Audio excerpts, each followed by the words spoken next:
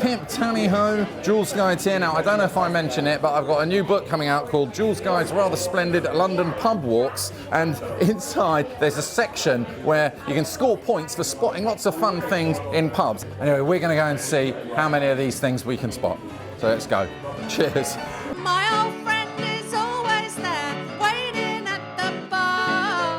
The cold handshake that stops the aching of my breaking. Quite a common thing to see outside a pub is a red lion. Back in the time of King James I, he was the Scottish king, and he said that all buildings of public importance had to have a red lion outside them because that was on the Scottish sort of flag, the Scottish crest. And having this red lion outside your pub demonstrated to illiterate people that the beer here was approved by the king. Let's see if it's approved by me.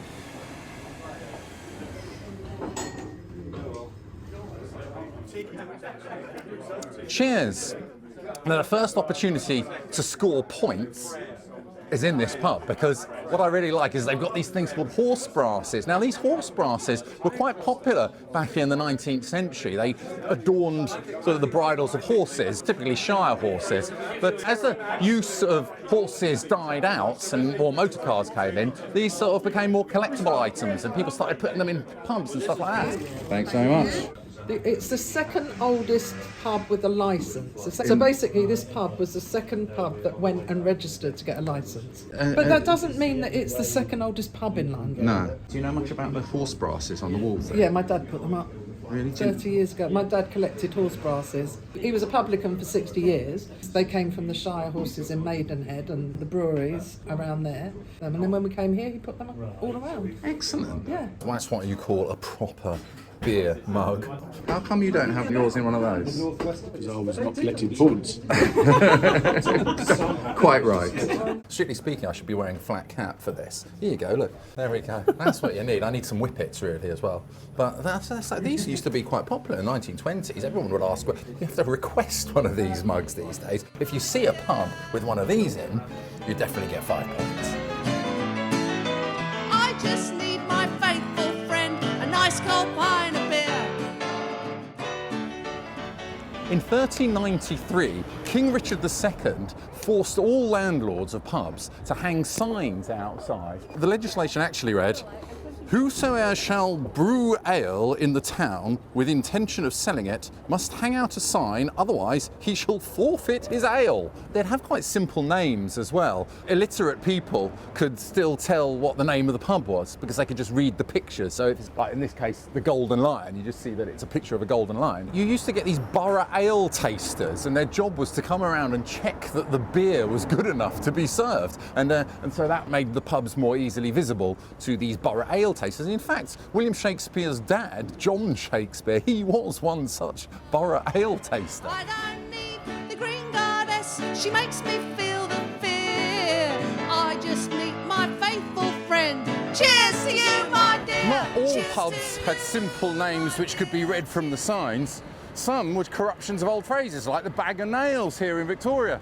That was originally called the Bacchanals, which was a reference to some sort of feast in honour of Bacchus, the Roman god of wine. Anyway, after Ben Jonson wrote a play, it kind of Bacchanals got contracted into the Bag of Nails.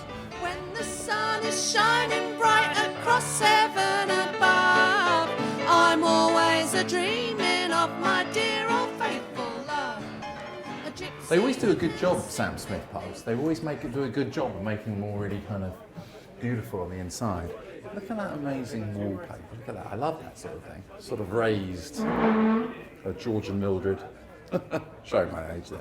Excellent. It's a bar billiards table. Points to me. Put the mushrooms in front of the 50 and 200. It was back in the 16th century this game was invented. It was more for the Russian and French aristocracy because these tables are quite expensive to make, or they certainly were in those days. You score points according to potting a ball into each hole. If you spot a bar billiards table, I reckon you get 10 points. I lost my mushroom. Dance the 7 dials, waltzing to a London pub. Don't need 10,000 miles, don't need 10,000 miles. Pub snacks come in all shapes and sizes, and I particularly like the ones here at the Lamb, especially because this is where John Wayne went in the film Brannigan. I think he started a fight in there.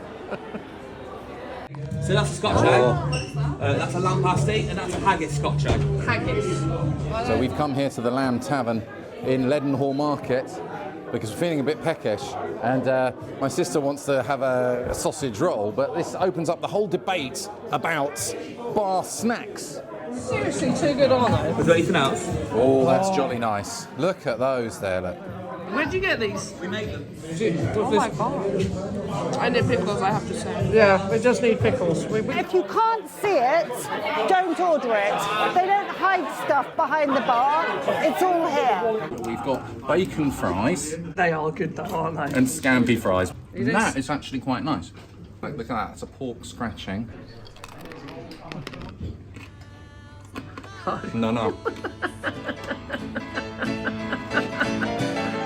Waltz into a London pub, don't need 10,000 miles. Simon! I do like my regular crisps, there'll be Walkers, Monster Munch, that kind of thing. But I do like other things like pickled eggs. Currently I've got traditional cider, balsamic, cider and chili, jerk, marmite, porter and candied jalapeno. According to this book, Joolz Guide's Rather Splendid London Pub Walks, you do a pickled egg competition here. Do indeed. How fast can you eat a pickled egg? We do a regular competition. The rules is 1 bite minimum, no swallowing whole. There's been multiple occurrences where people have successfully swallowed it whole, we've all celebrated, and then bang, comes back up again. So I want the egg eaten. Does that say 1.42 seconds? Yeah, it's insane. I'm salivating. I'm salivating. Delicious. So you got to try and eat this as quick as you can. I've got my Casio watch here. Maybe I can put a stopwatch on. Getting ready. Come on, slap. You could do it, kid. You It's could do 1 it, bite kid. minimum. 3, 2, 1, go. Come on, come on. Back in the day, before crisps and nuts took over, this was a go-to bar snack. Oh,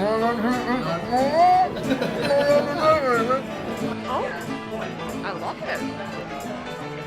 You there? You there? You there, kid? Amazing. 37 seconds. What? 0.06. Yes, I've got. That's a. Yeah, I've got On the .07. boards. I haven't made the leaderboard.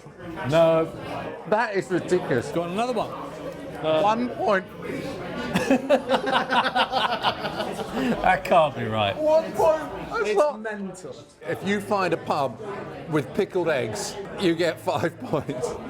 If you get on the leaderboard, well, then you get my respect. When I walk the streets at night, all lonely and I'm sunk, I think of dear old Billy down on his stand knees and drunk. I don't know if I mentioned my amazing book, Joolz Guide's Rather Splendid London Pub Walks. Anyway, you can pre-order that by hitting the links below, or you can, depends on when you're watching the video, it might already be out. So check that out. Now we are going to head into a really beautiful pub. This is from 1872. These pubs kind of replaced the old gin houses to try and encourage people to drink a more wholesome drink like beer. I quite agree. So let's check it out. I love these pubs. The frosted glass really makes a difference to me. They've got all these different sections. So these little sections here, these are to prevent riffraff interfering with the more snobby sort of upper class people like me, you know. So you can sit in here and then all the riffraff can be around the other side there. They can't access you. They're really cool, these little sections in here, aren't they? Don't you think? That's what I love about this. It's all listed, this, by the way. But what I really like about this pub, and what you get points for in here, are the toilets. Oh, the only trouble is, going to the toilet requires quite an ordeal. You have to go all the way out and all the way around.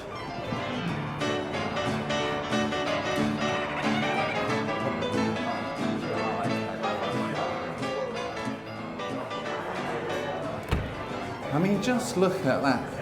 You definitely get points if you spot one of these old kind of, I don't know, it's like, I don't know if it's original, but it's certainly Victorian-looking, proper big porcelain urinal.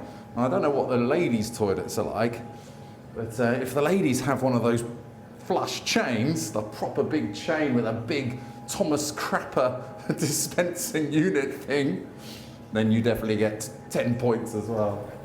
But don't be talking to me when you're standing next to me at the urinal. If you're standing next to me at the urinal, do not attempt to strike up a conversation. A man's urinal is his own private kingdom.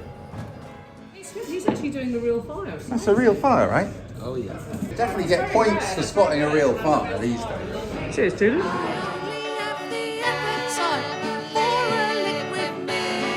I drink the magic potion for my bleeding heart to heal. Oh, my heart. We're in the Shakespeare's head, so come on. What's so important about these bloody... So look, the game is you have to try and figure out this. Every single Wetherspoons carpet is unique to that pub. You will not see this carpet in any other pub. But what does a bloody feather mean? Charles Dickens used to meet here with some of his Oh, not pals. him again. Yeah, well, they used to be called the Club of Owls. Oh, I see, like a writer's quill. I love the fact that we've got a beautiful backdrop of slot machines and... I know, and yet this is a better game. We have come down to the city, near Bank, because this is a J.D. Wetherspoon pub. The founder wasn't called J.D. It was actually founded by Tim Martin. Mr. Wetherspoon was actually Tim Martin's old school teacher who said that he'd never really amount to anything in his life. So it's a sort of little middle finger to his old school teacher saying, see, I actually made something of my life. But J.D. is named after Jefferson Davis Hogg from the Dukes of Hazzard. Yeah, this is the cross keys.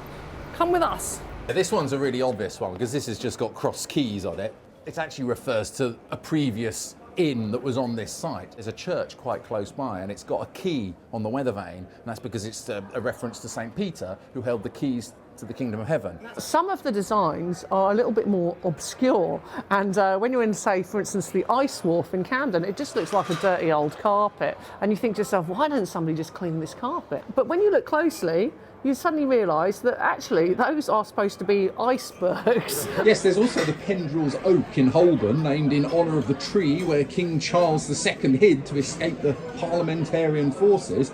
So the motif is kind of like an oak tree leaf, I guess.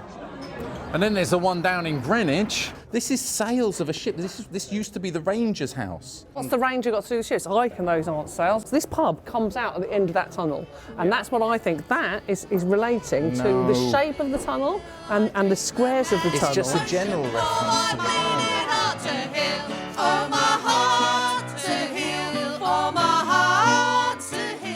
This pub was very popular with actors and actresses, actually. It's really nice. You see all the actors and actresses around the sides on the walls. There's more opportunity to score points in here because they've got these Snob screens. A more discerning gentleman like me wouldn't want to be seen by the riffraff on the other side of the bar. So they would close these screens, and occasionally you could peek through at somebody just to look at some of the oiks. So I don't want to be seen by those ruffians. I'll just close that off.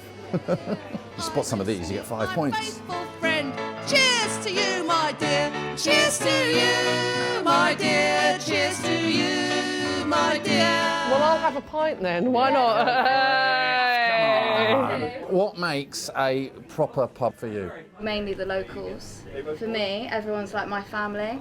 I mean, it's 1691, there's been a pub here, but it used to be called the Feathers.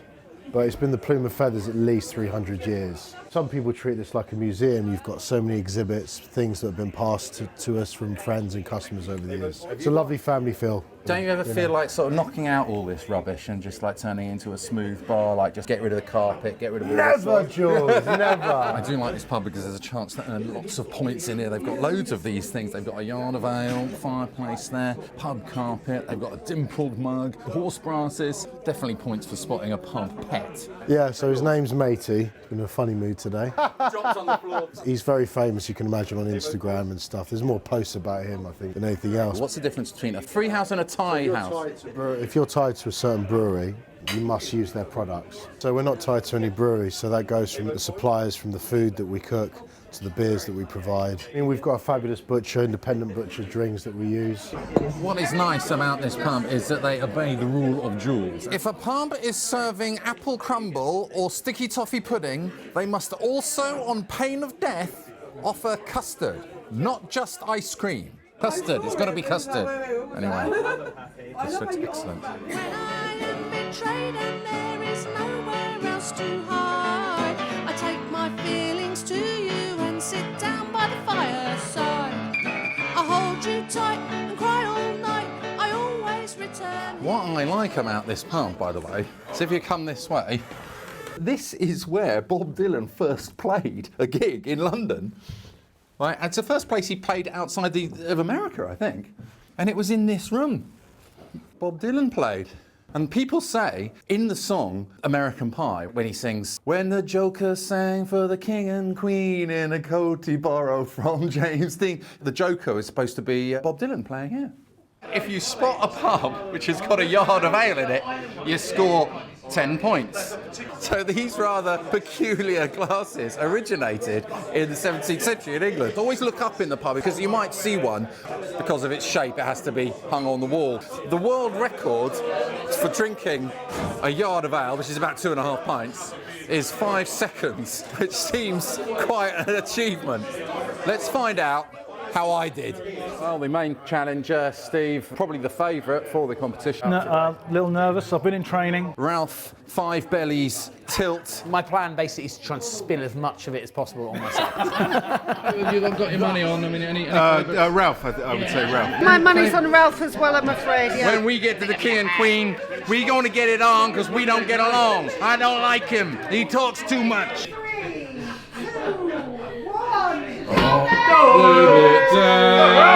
He's got the spread leg stance there. The southpaw. Oh!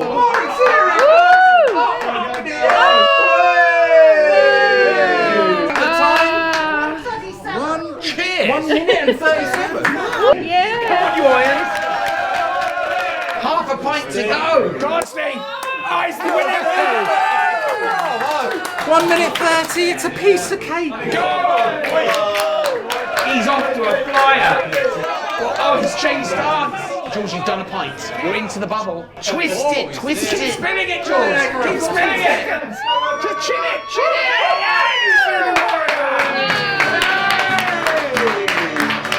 The winner. Oh, God, really soggy. I'd like to thank my agents and my publishers, everyone here at the King and Queen. I need to go to the toilet.